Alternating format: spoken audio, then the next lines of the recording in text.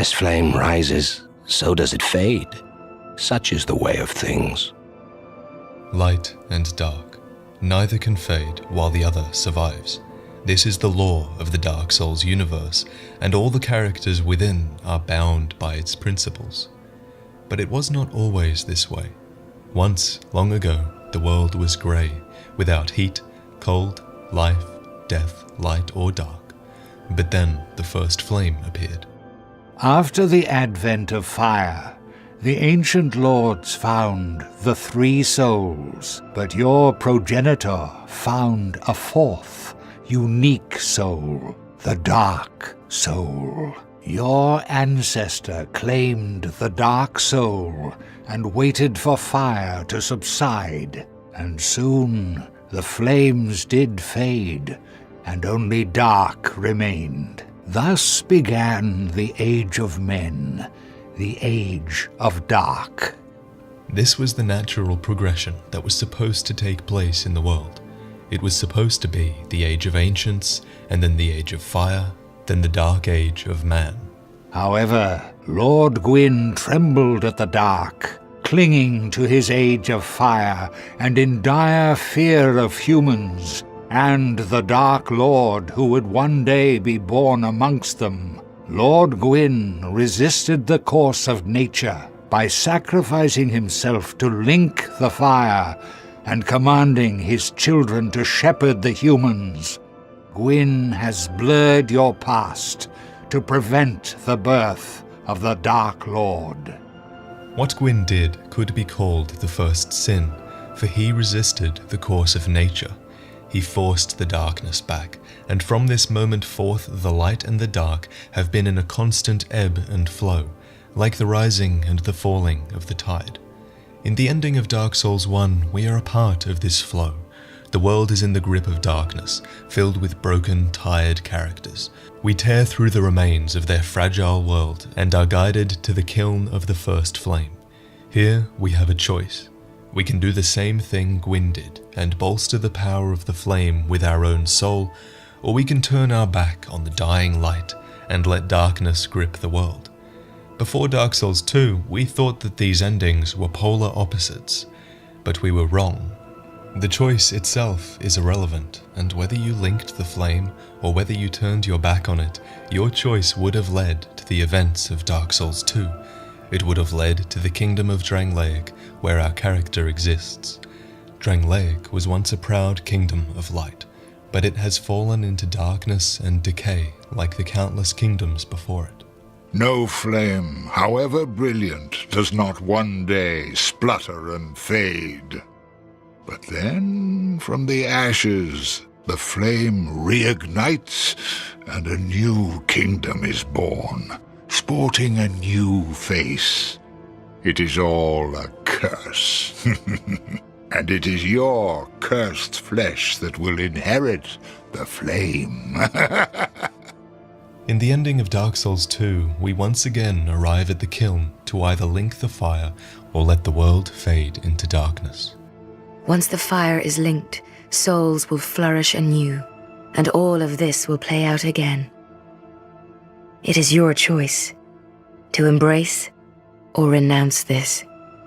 The Emerald Herald pushes us to link the fire, for she wishes to be free of the curse. It reminds me of Anastasia from Dark Souls 1, a firekeeper who also wished for us to link the fire. Framt has told me of you, that you have agreed to link the fire. I thank you sincerely.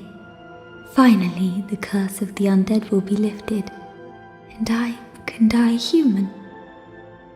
To link the fire is to become free of the curse of the undead, and if linking the fire frees us of the curse, then it does follow that the initial linking of the fire, the thing that started all of this, is related to the curse. Aldia says as much, after all.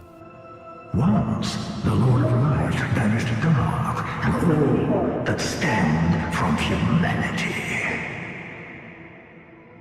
And men assumed a fleeting form. These are the roots of our world. What Aldia is saying is that when Gwyn linked the fire and banished dark, man became much less. He says that man assumed a fleeting form.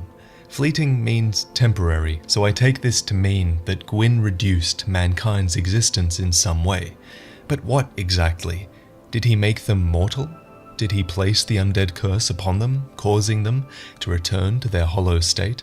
And as far as I know, there's nothing in the game that explicitly explains what Gwyn's linking of the flame did to man. My current theory is that Gwyn actually linked the fire to humanity, which would explain a lot. By doing this, he could feed the flame with humanity's souls, plus it would explain why we respawn at the bonfire, why we kindle the bonfire, and why we're drawn to it even though our nature is inherently dark. Egdane says, "In the past, humans were one with the dark. and we are one with it no longer."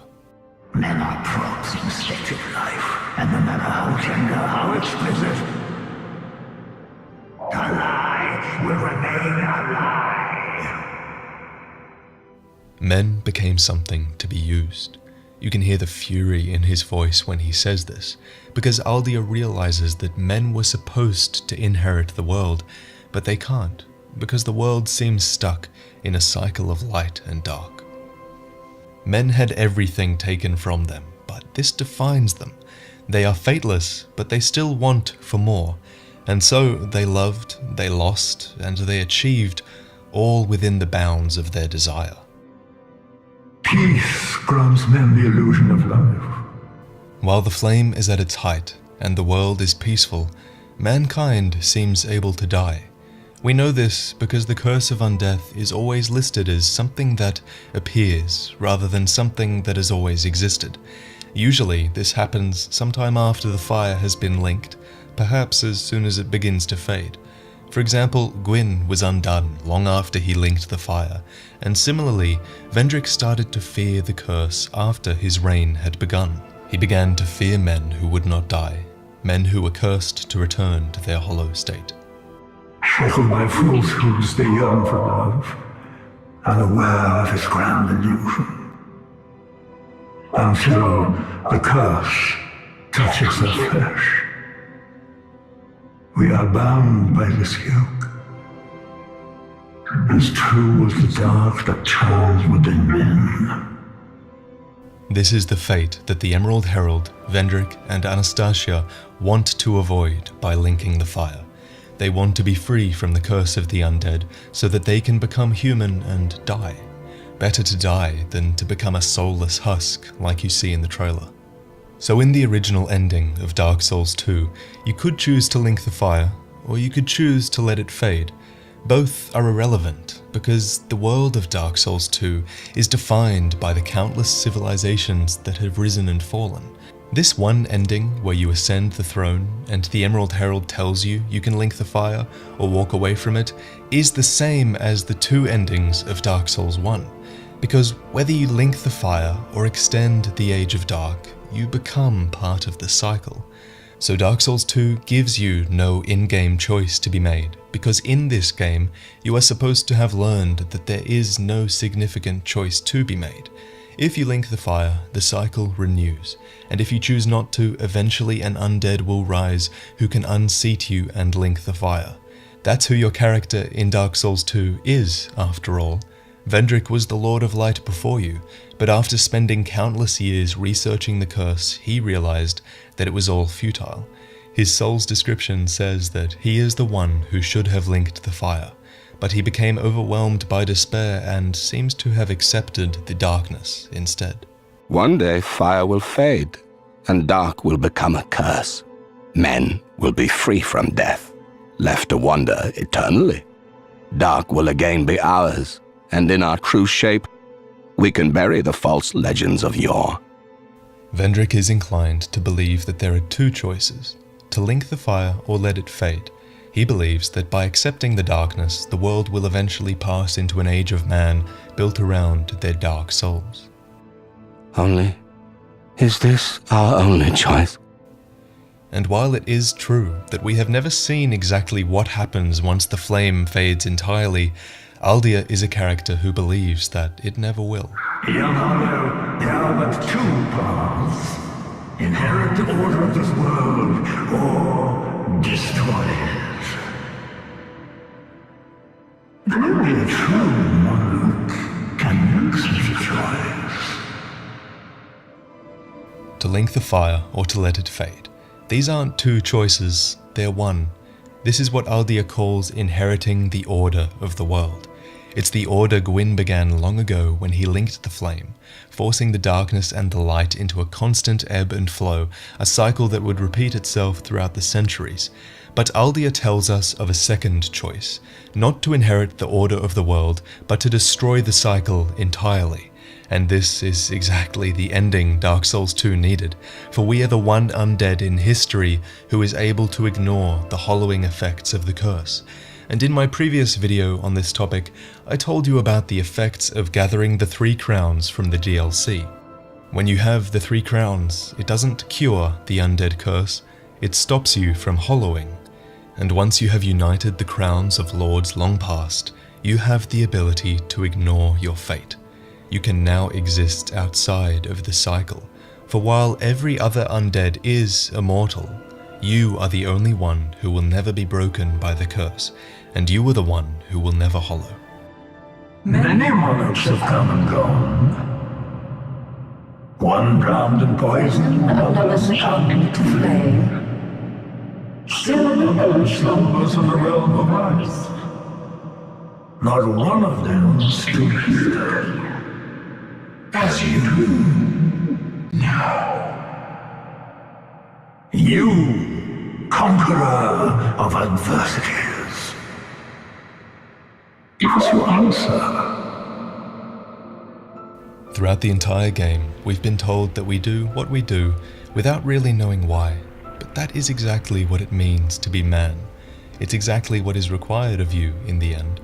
For there is no path, and we are the one undead who can forge forward, forging a new path and bringing us into a new age.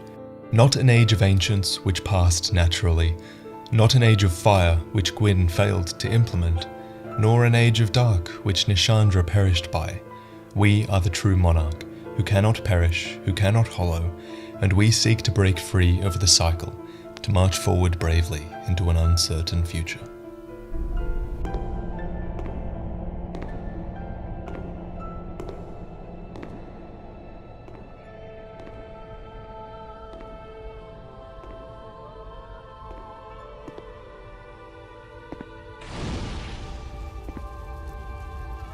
There is no path.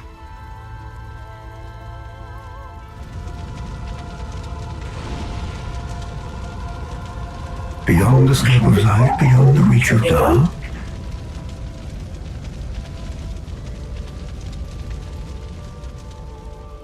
what could possibly await us?